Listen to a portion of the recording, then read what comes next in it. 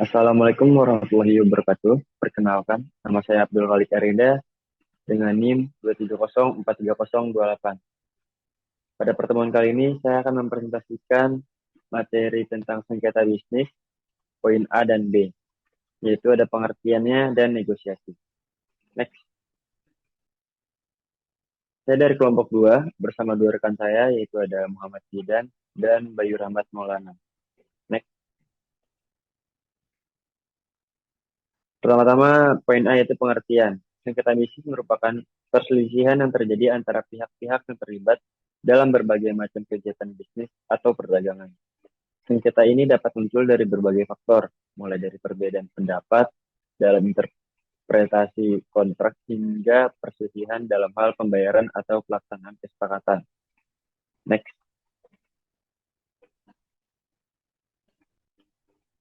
Selanjutnya negosiasi. Mulai dari pengertiannya, negosiasi adalah sebuah proses diskusi. Negosiasi dilakukan untuk tujuan menyelesaikan sebuah masalah. Melihat dari sisi etimologis, kata negosiasi berasal dari bahasa Inggris, berasal dari kata to negotiate dan to be negotiating. Arti dari kata tersebut adalah merundingkan, membicarakan, atau menawarkan. Dari kata-kata tersebut, kemudian kata negosiasi dalam bahasa Inggris memiliki kata turunan lain. Kata tersebut adalah negotiation. Arti dari negotiation adalah sebuah aktivitas yang merundingkan atau membicarakan sesuatu. Pembicaraan atau perundingan tersebut dilakukan dengan pihak lain. Tujuan dari aktivitas tersebut adalah untuk mencapai sebuah kesepakatan. Next.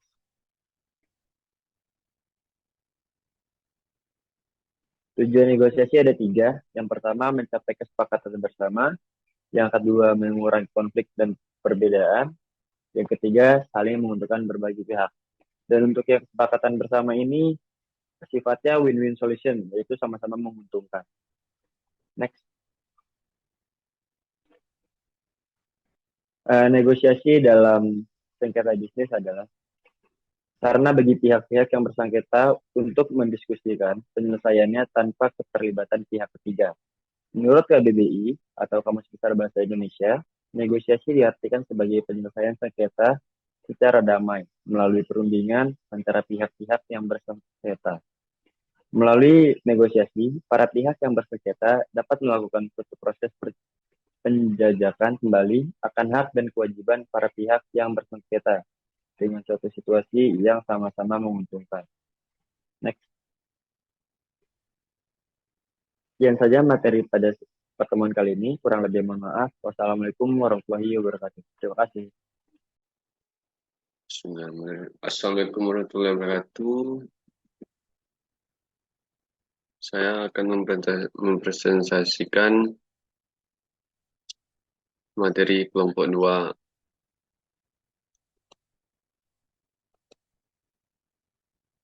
Yang pertama yaitu mediasi dan konsiliasi. Saya akan menjelaskannya mediasi dahulu. Mediasi adalah proses mediasi yang diterapkan khusus untuk menyelesaikan sengketa yang muncul dalam konteks bisnis. Ini melibatkan penggunaan mediator, seorang profesional netral yang memiliki pemahaman tentang hukum bisnis dan keahlian dalam memfasilitasi penyelesaian sengketa. Beberapa hal yang perlu diketahui mengenai mediasi.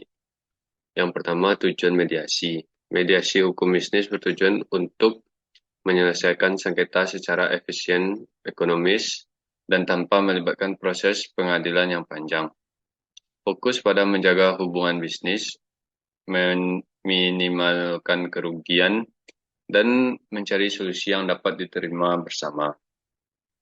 Nomor 2 yaitu kasus-kasus yang melibatkan mediasi, seperti perselisihan kontrak, termasuk pelanggaran kontrak dan interpretasi ketentuan kontrak. Yang 3, peran mediator. Mediator biasanya merupakan ahli hukum yang pemahaman dalam tentang aspek-aspek. Yang keempat yaitu proses yang dibentuk oleh hukum. Mediasi hukum bisnis dapat diatur oleh hukum dan mungkin melibatkan aturan dan regulasi tertentu yang harus diikuti sesuai dengan yurisdiksi dan hukum yang berlaku. Yang 5, kerahasiaan atau privasi dan penyelesaian sengketa. Sesuai dengan prinsip mediasi, privasi dan kerahasiaan seringkali dijaga dengan cermat. Dan kesepakatan yang dicapai biasanya mengakhiri sengketa dengan kondisi yang dipertahankan oleh para pihak. Yang nomor 6, yaitu pilihan non-litigasi. Mediasi hukum bisnis memberikan pilihan non-litigasi bagi pihak yang ingin menghindari biaya dan kerumitan yang terkait dengan proses pengadilan. Kesepakatan yang mengikat hukum, kesepakatan yang dicapai melalui mediasi hukum bisnis memiliki kekuatan hukum yang dapat diterapkan oleh pihak-pihak yang terlibat. Yang kedua yaitu konsiliasi. Konsiliasi hukum bisnis atau kadang-kadang disebut sebagai conciliation dalam konteks hukum adalah suatu bentuk penyelesaian sengketa di mana pihak ketiga netral disebut konsilator, membantu para pihak yang bersengketa mencapai kesepakatan.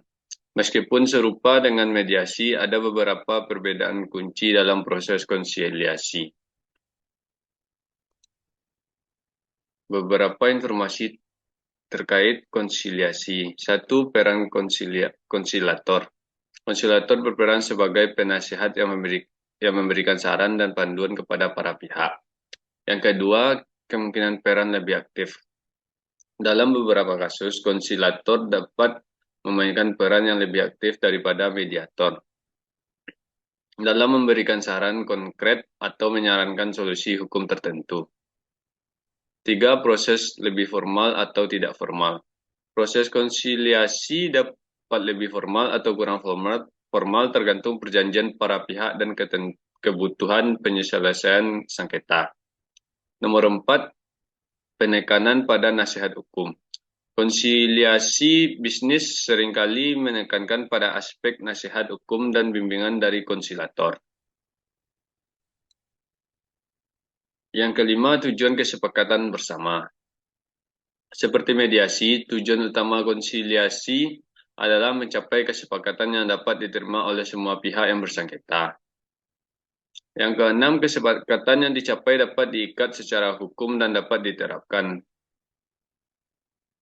Kepercayaan dan kolaborasi. Proses konsiliasi seringkali dibangun atas kepercayaan dan kolaborasi antara pihak dan konsilator. Nomor 7, konsilator bekerja untuk memfasilitasi dialog terbuka dan konstruktif fleksibilitas proses. Seperti konsiliasi, bisnis seringkali bersifat fleksibel, memungkinkan para pihak untuk menyesuaikan proses penyelesaian sengketa sesuai dengan kebutuhan dan keinginan mereka. Yang D yaitu arbitrase. Arbitrase adalah suatu metode alternatif penyelesaian sengketa di mana para pihak yang bersengketa setuju untuk menyerahkan perselisihan mereka kepada pihak ketiga netral, yang disebut arbitrator atau arbiter. Arbitrase seringkali dipilih oleh pihak-pihak bisnis untuk menyelesaikan perselisihan dengan cara yang lebih cepat dan kurang formal dibandingkan pengadilan.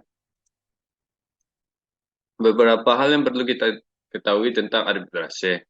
Yang pertama, proses yang lebih cepat dan efisien. Seperti arbitrase umumnya menawarkan penyelesaian yang lebih cepat dibandingkan pengadilan, karena prosesnya dapat disesuaikan dengan kebutuhan pihak-pihak yang bersengketa. Dan nomor 2, pemilihan arbiter. Pihak-pihak yang bersengketa memiliki kendali lebih besar terhadap pemilihan arbiter dibandingkan dengan pemilihan hakim di pengadilan. Yang ketiga, privasi dan kepercayaan. Arbitrase seringkali bersifat lebih pribadi dan rahasia daripada pengadilan, yang dapat menarik bagi pihak-pihak yang ingin menjaga kerahasiaan sengketa bisnis mereka. Dan nomor 4, kontrol atas prosedur hukum. Para pihak memiliki kendali lebih besar atas prosedur arbitrase, termasuk waktu dan tempat pelaksanaan serta aturan yang diterapkan. Yang nomor 5, kepatuhan atas keputusan arbitrase. Keputusan yang dikeluarkan oleh arbitrase biasanya mengikat dan dapat diterapkan secara hukum seperti putusan pengadilan. Yang keenam, biaya arbitrase. Meskipun arbitrase dapat lebih cepat, biaya arbitrase dapat bervariasi dan bergantung pada berbagai faktor, termasuk kompleksitas sengketa dan biaya arbiter. Nomor 7 yaitu kepastian hukum global. Arbitrase dapat menjadi metode yang lebih memadai untuk menyelesaikan perselisihan bisnis yang melibatkan pihak yang berbagai yurisdiksi, memberikan kepastian hukum di tingkat global. Yang ke-8 yaitu penyelesaian khusus keahlian. Arbitrase bisnis seringkali melibatkan arbiter yang memiliki keahlian khusus dalam hukum bisnis atau industri tertentu, memberikan wawasan yang lebih mendalam. Baik, segitu saja presentasi dari saya yang akan dilanjutkan oleh Wahyu. Pada Wahyu kita silakan. Assalamualaikum warahmatullahi wabarakatuh.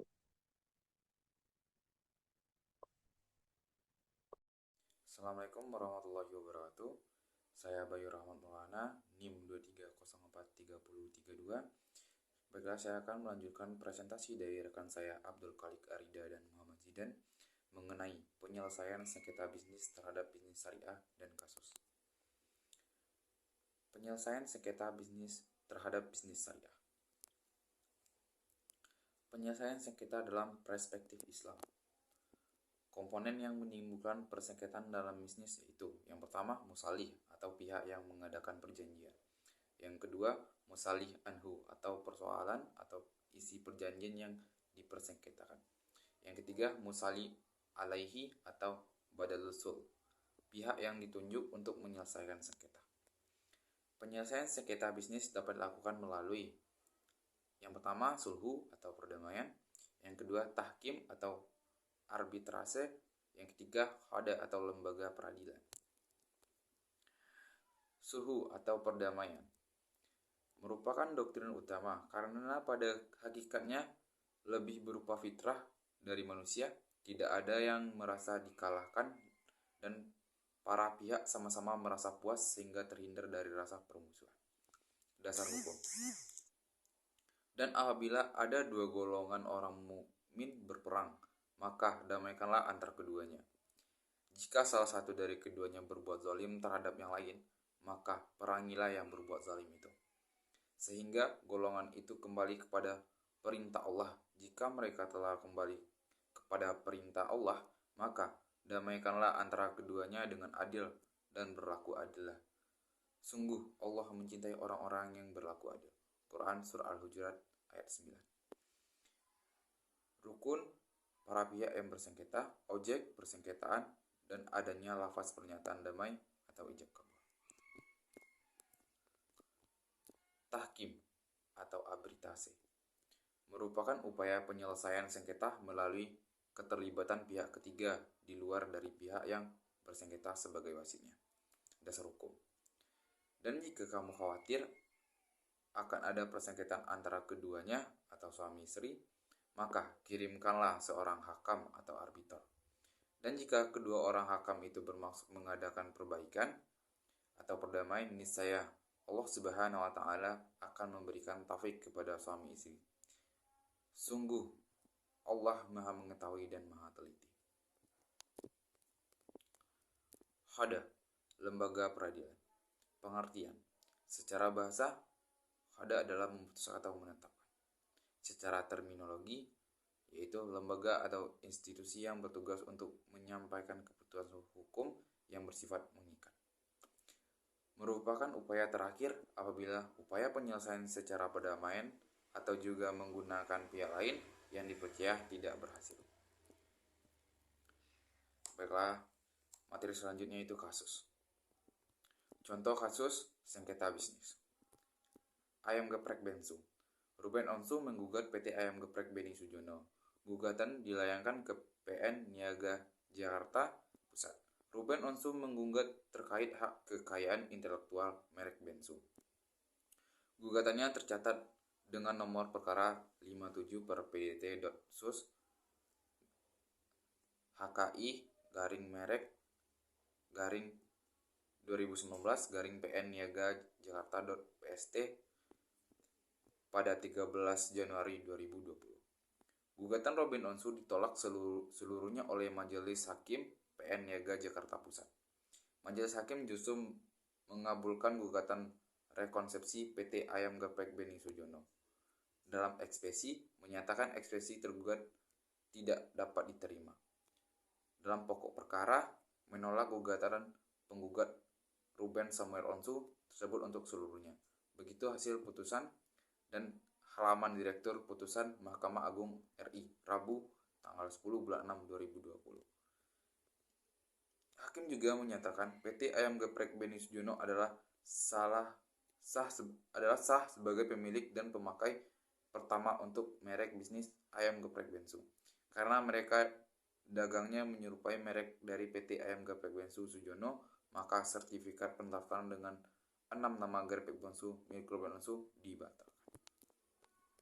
Terima kasih, saya Bayu Maulana dari kelompok 2 mengucapkan Assalamualaikum warahmatullahi wabarakatuh.